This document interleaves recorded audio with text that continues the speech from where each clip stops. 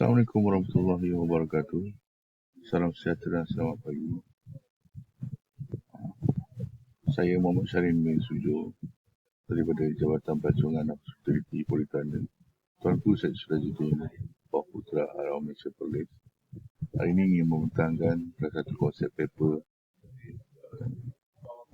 berkenaan tajuk Industri Food Truck di Perlis, satu tinjauan perkembangannya.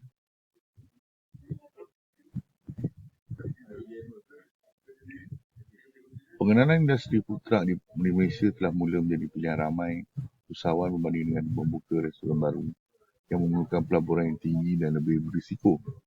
Fenomena ini berkembang dengan baik di seluruh negara, terutama di negeri maju, terutama di bandar besar utama. Tulisan ini adalah untuk melihat sejauh mana perkembangan industri food truck di Perlis berkembang selaras dengan faktor sokongan yang positif dalam keadaan yang lebih santai dan fleksibel serta berseberangan dan mudah menarik minat sesiapa pun untuk memilih makanan yang dijual di food truck. Kelebihan mobiliti yang dimiliki, harga makanan lebih murah dan makanan jalanan ini lebih sihat dan berkhasiat mencipta keunikan dalam penjagaan food truck ini. Pemasaran utama penulisan ini adalah untuk melampaukan pembacaan yang dilakukan ke atas industri food truck di Perlis dari segi situasi perkembangan industri perniagaan ini.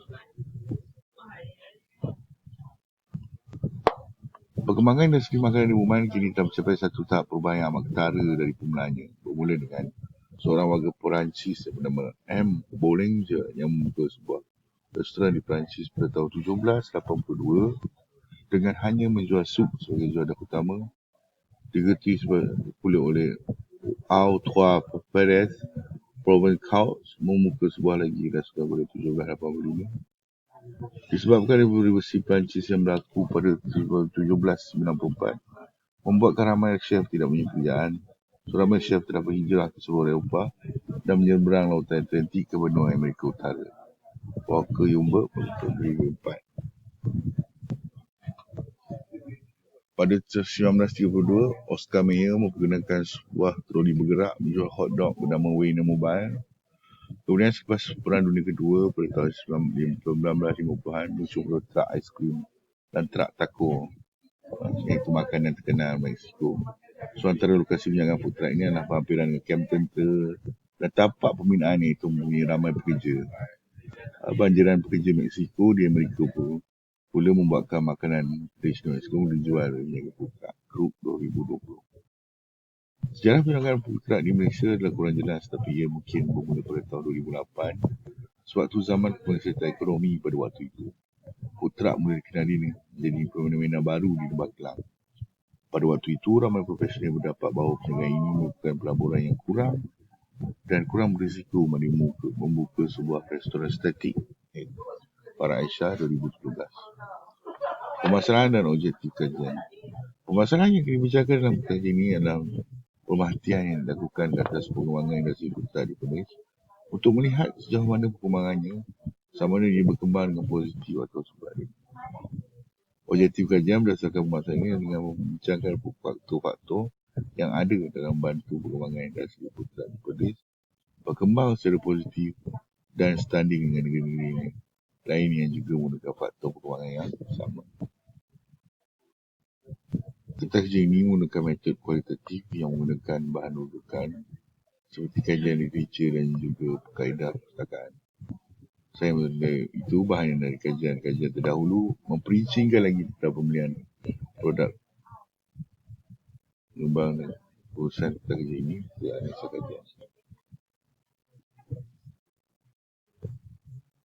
Topik pembincangan daripada kajian literatur iaitu pertama sekali ialah berkaitan dengan mesra kos dan bantuan kerajaan. Seperti diketahui, penjagaan food truck merupakan satu penjagaan yang mesra kos banding dengan membuka sebuah restoran. Bahkan penjagaan yang baru tidak perlu membeli kenderaan baru, malah sebuah kenderaan terpakai sudah mencukupi dalam permulaan untuk melakukan penjagaan food truck. Kos permulaan penjagaan yang tinggi dan pelbagai keperluan lain yang perlu dan penting selalu menjadi penyebab penjagaan restoran selalu gagal. Apa yang dikatakan sebagai mesra kos ialah sudah tentu daripada segi nilai overhead yang rendah seperti kadar sewa, bil utiliti, gaji pekerja dan juga beberapa pembelanjaan lain. Menurut kajian di Amerika Syarikat, 60% restoran baru gagal dalam tahun pertama perniagaan dan 80% gagal sebelum menyambut ulang tahun ke-5 yang disebut Raisya 2017. Bantuan pinjaman dalam memulakan perniagaan seperti emergency mara, tekun, fama dan risda malah dialurkan kerana ia dapat membantu peniaga dalam memulakan perniagaan malah dengan menambah baik lagi keadaan yang mereka. Di Perlis, Mara begitu komited dalam membantu komuniti food truck di negeri ini dengan memberi pelbagai bantuan.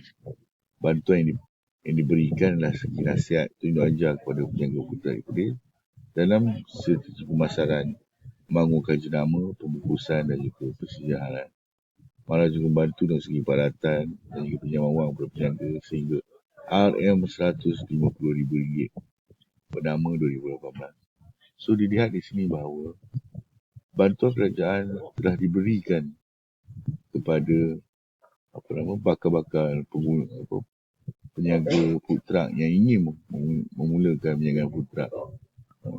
Disuruh mereka termasuk negeri Perlis. Jadi peniaga-peniaga yang bakal berniaga ataupun bakal buka peniaga food truck patut mengambil peluang. Kemudian pengaruh media sosial. Perkembangan dunia media sosial seperti laman Google, Facebook, WhatsApp, Telegram dan Instagram menjadikan media sosial satu platform yang terbaik yang boleh digunakan oleh pengusaha food truck untuk mempromosikan makanan jualan mereka. Google adalah salah satu senjata yang kuat dalam merealisasikan objektif para peniaga. Makanan yang cepat, mudah, sedap, murah dan berkualiti sudah pasti asal promosi peniaga. Dengan akses yang mudah, cepat dan murah dengan mereka dalam masa sendiri ini akan memulakan lagi proses promosi untuk jalankan gambar produk yang menyediakan video masakan, hiasan food truck yang menarik, papan menu hias kreatif menambah minat bakal membeli agar teruja untuk melihat sendiri dan merasa makanan yang sebenar. Adam 2016. Seluruhnya pihak kerajaan menganggap food truck sebagai satu peluang jaga efisien yang akan menggantikan penjajah jalanan pada tahun 2020 kerana ia lebih efisien, lebih berimej, mesra mobiliti. Menu ditawarkan serta kekuatan jenama dan strategi pemasaran yang lebih kuat dan bersosial. Dalam kata lain, food truck boleh didefinisikan sebagai truck menjual makanan sambil menghidupkan semula teknologi moden yang menjaga mereka. Mokhtar Osman Arifin 2018. Kepelbagaian menu dan kualiti. Pilih makanan ditawarkan oleh food truck ini selain dengan restoran. Sebut saja apa saja makanan. Pasti ada food truck menawarkan makanan snack ringan sehingga makanan berat. Pilihan citra sebarat, timur, Arab dan juga lokal menjadi pilihan. Pengaruh pelbagai menu yang ditawarkan oleh truck juga merupakan satu elemen penting menunjukkan perusahaan food truck ini. Jika peniaga pasar makanan di pasar malam menjual mereka tempatan, peniaga food truck menyediakan berbagai barat dengan adunan rasa kepal.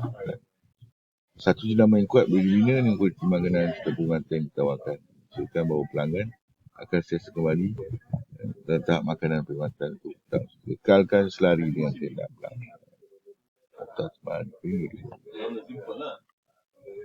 Seperti yang kita ketahui bahawa food truck mempunyai satu kelebihan mobiliti. Antara faktor utama penentu kejayaan sebuah perniagaan food truck. Pemilihan lokasi perniagaan yang strategik dan mampu bergerak mengikut waktu antara kelebihan yang dimiliki yang tidak dimiliki oleh institusi makanan dan minuman lain.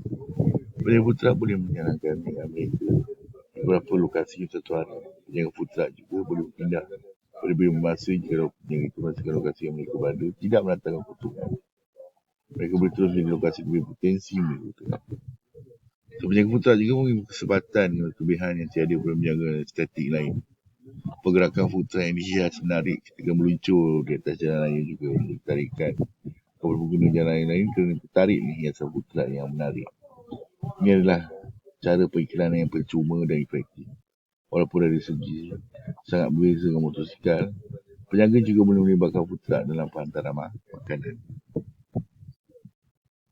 Secara kesimpulan, banyak bantuan-bantuan atau faktor-faktor yang boleh mendorong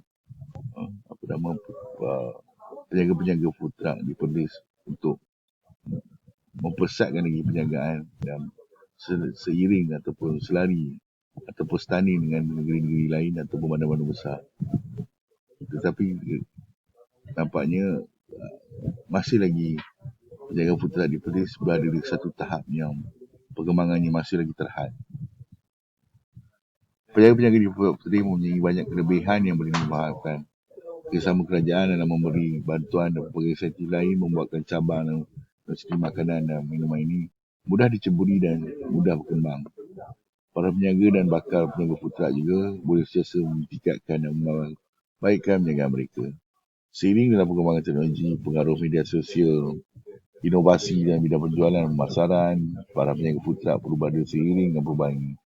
Perubahan ini tidak terikat ini utama saja malahan juga di Perlis. Yang patut sama ada dalam perubahan ini. Para penjaga juga boleh mendaftar dengan sistem pembayaran terbaru yang cashless atau lebih selamat seperti Tashago Wallet, Boost, Alipay, QR Pay yang menjadi trend terbaru. Cara pembayaran talian juga sangat popular begini. Selain daripada itu, kerjasama dengan syarikat penghantaran lain seperti food truck, Grab Food, Foodpanda boleh membuatkan penjagaan food truck ini lebih dikenal, terutama di negeri kita ini.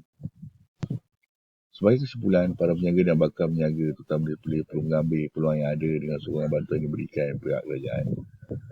Pinjaman wang, khidmat nasihat antara bantuan yang diberikan. Para pengusaha restoran perlu melihat perkembangan industri food truck ini sebagai satu industri positif, bukannya negatif. Memang ada pendapat yang mengatakan bahawa industri makanan dan food truck boleh membunuh industri restoran. Tapi ia patut dilihat sebagai satu persaingan sihat pada pengusaha restoran. Keadaan ekonomi yang lemah dan mencabar di ini ditambah pula dengan keadaan pandemik COVID-19 yang sedang melanda dunia merupakan cabaran yang sukar ditempuh. So, para penjaga, terutama penjaga food truck di Perlis, perlu menyusun strategi terbaik dalam melancarkan kembali operasi jualan mereka. Kerajaan amat peka dengan keadaan ini, pakej rancangan ekonomi telah dilancarkan dan pelbagai insentif yang menyasarkan kepada rakyat memakan. Komuniti food truck perlu sentiasa positif, percaya bahawa perkembangan industri ini adalah besar bukan sahaja di Perlis, malahan di seluruh Malaysia. Kelebihan yang ada, masalah kos, keupayaan menu dan pengaruh media antara kekuatan yang ada bagi penjaga food truck. Gunakan kelebihan ini dengan cara terbaik. Pasti akan menjamin masa depan cerah dan food truck berkembang dengan pesat dan maju ekonomi negara dan kesejahteraan masyarakat Malaysia dan seterusnya masyarakat negeri Perlis secara am. Saya sudahi pembincangan ini dengan wabillahi taufiq wal hidayah. Assalamualaikum warahmatullahi wabarakatuh. Sekian, terima kasih.